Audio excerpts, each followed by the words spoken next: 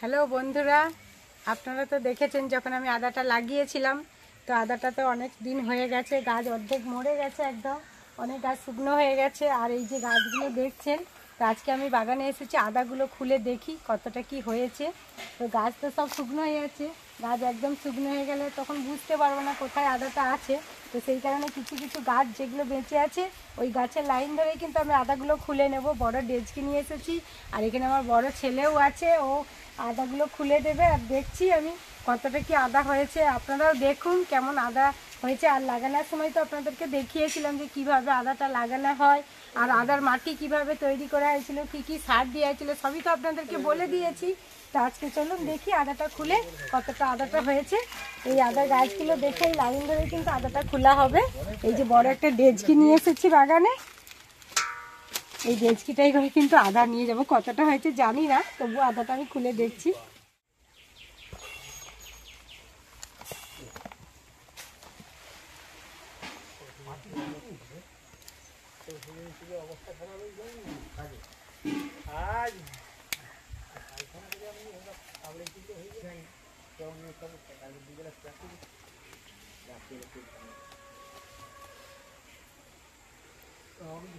তো এইটা একদম এই যে পাঁচির আছে, পাঁচিরের সাইডে গাছটা ছিল, তো এইটাই ভালো হয়নি।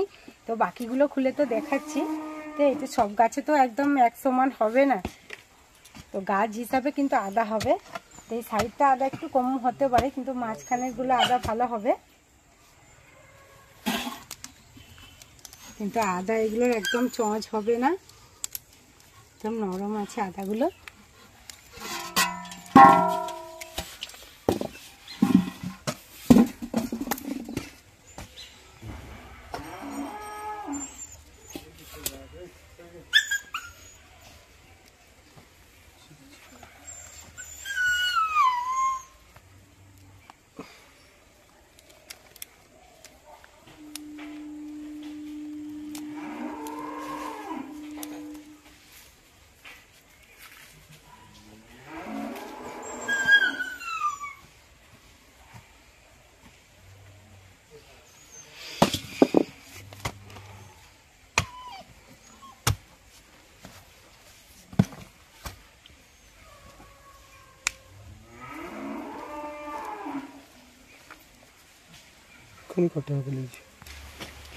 তো দেখুন এই আদাটা কিন্তু লাগানো আদা, এটাও কিন্তু এখনো নষ্ট হয়নি, এটাও খাওয়া যাবে।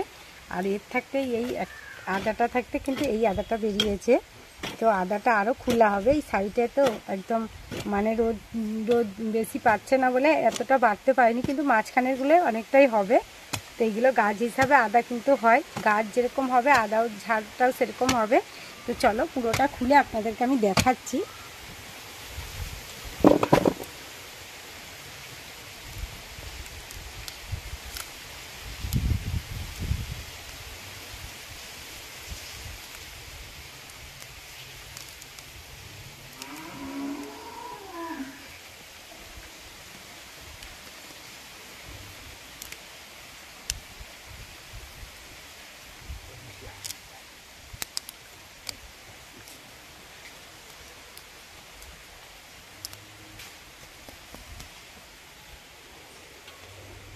দেখুন এইটা কিভাবে লাগিয়েছিলাম, আর তার সাইড থাকতে কিভাবে আদার এই সাইডগুলো হয়েছে দেখুন।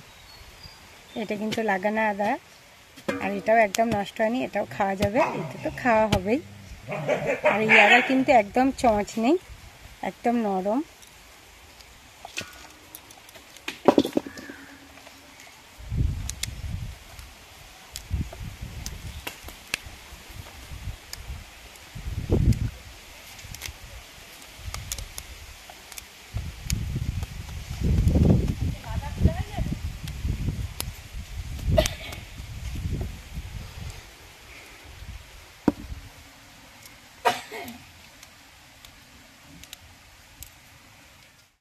তো দেখুন দুটো লাইন খোলা হয়েছে, আর দুটো লাইনেই কিন্তু এতটা লাগানো হয়েছিল কিন্তু 1 কিলো আদা। তো এখন কিন্তু হয়ে গেছে 5 কিলো, এখনও খোলা হয়েছে সবে, এখনও আছে বাকি 3-4 লাইন, ওটাও খুলে আপনাদেরকে আমি দেখাবো। আর আজকে একটা আপনাদেরকে আমি নতুন সদস্যের সাথে একদম আলাপ করে দেবো। দেখুন এই যে বাড়িতে একটা বুলটন আছে আমাদের, এর নাম হচ্ছে বুলটন। নমস্কার বলো, নমস্কার। আর এতে এসেছে আমার সাথে বাগানে, ও তো খুব আদা যখন খোলা আছে ও তো খুব পা দিয়ে একদম মাটিগুলোকে টেনে দিচ্ছে। তো এটা বাড়িতে আজকে নতুন এসেছে, আমাদের বাড়িতে থাকে, একে রাখা হয়েছে। এ কিন্তু খুব ভালো, একদম মানুষের মতোই, খুব কথা শুনে। নতুন সদস্য আমাদের, নাম হচ্ছে বুলটন।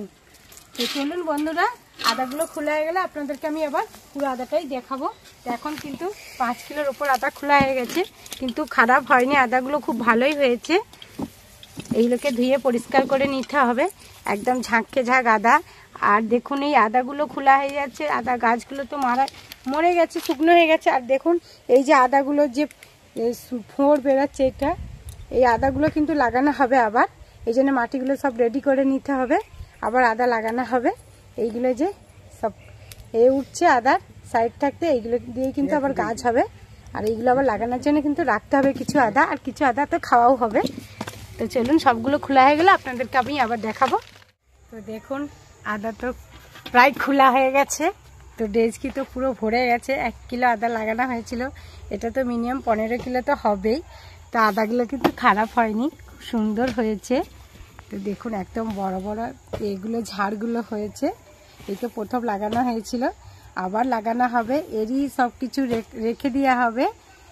এই যে এগুলো ফুটেছে সাইড থাকতে, এই যে গাছগুলো ফুটছে শুংগুলো, এইগুলো থেকে কিন্তু আবার আদা চাষ করা হবে।